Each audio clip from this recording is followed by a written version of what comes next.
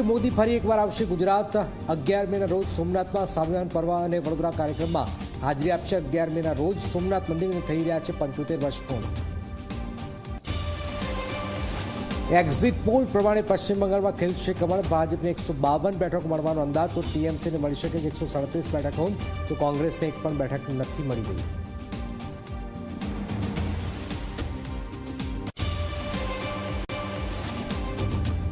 રાજ્યના લોકોને કાળઝાળ ગરમીથી મળશે આંશિક રાહત। મોટાભાગના જિલ્લામાં તાપમાન 2 ડિગ્રી સુધી ઘટશે।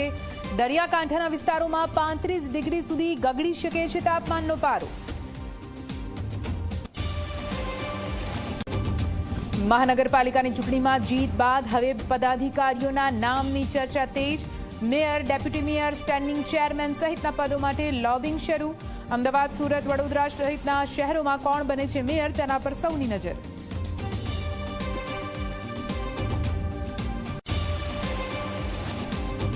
રાજ્ય સરકારના પ્રવક્તા મંત્રી જીતુ વાઘાણીનો મોટો દાવો, 2027માં પણ અમે જીતવાના છીએ।